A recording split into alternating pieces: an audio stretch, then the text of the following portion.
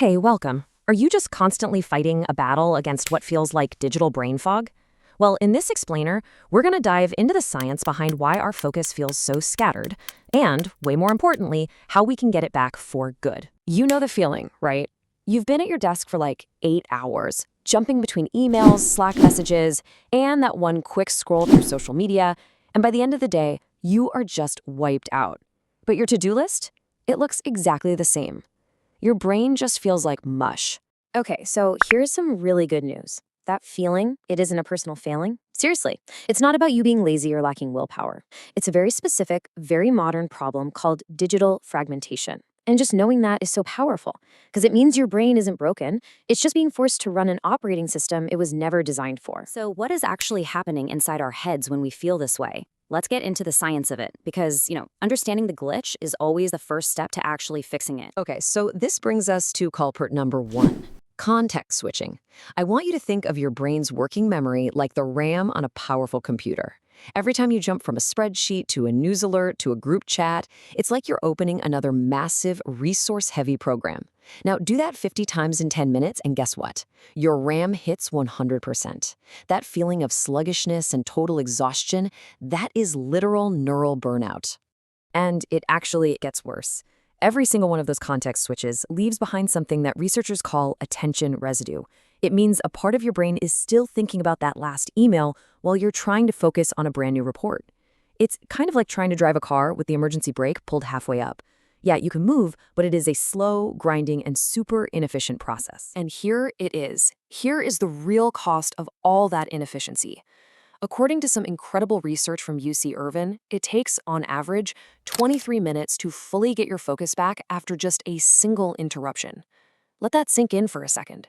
Just one notification, one, hey, got a quick question from a colleague, can obliterate nearly half an hour of productive, focused time. So what's happening here is that we are actively training our own brains for this kind of fragmentation.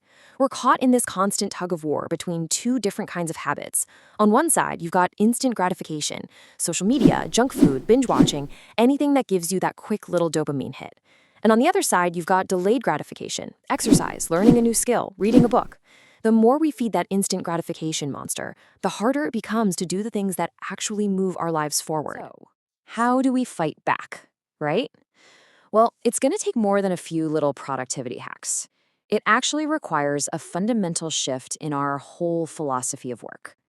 And that new philosophy is all centered on this one idea, which was popularized by the author Cal Newport, deep work. Now, this isn't just about not being distracted. It's about getting into a state of intense, zero-distraction concentration that lets you learn complex things really quickly and produce incredibly high-quality stuff. And in our economy today, that is a genuine superpower.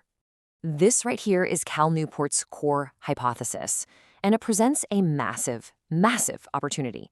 Think about it. As the rest of the world gets more and more distracted and fragmented, the very few people who can actually cultivate the ability to focus without distraction, they will become indispensable. They are the ones who are going to thrive.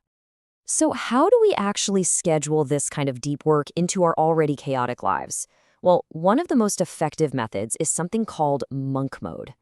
Now, this isn't about becoming a recluse and moving to a cabin in the woods forever.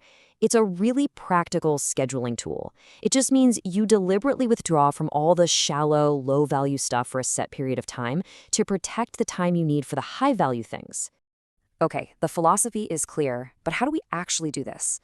Let's get into the tactical toolkit, the stuff you can use to start reclaiming your focus, like today. A fantastic place to start is with a 30-day digital declutter. It's broken into 4 stages. First up, audit and awareness. Just track your screen time, see where your attention is really going. Second, curate and consume. Unsubscribe from all those junk emails, mute the distracting accounts. Third, engineer focus. You're going to implement some distraction blocking tools and create do not disturb work modes. And finally, number 4, build habits. This is where you turn those temporary changes into a long-term, sustainable system. And hey, if you want to start even smaller, just try these simple but super powerful protocols. First, the single tab rule. Your brain can only handle one thing at a time, so only have the one tab open for the task you're currently working on. Second, schedule your communication. Only check your email and messages at specific times, like maybe twice a day. And third, create a no-phone zone. Make your bedroom or the dinner table a sacred, screen-free space. See, the goal here isn't just a one-time detox.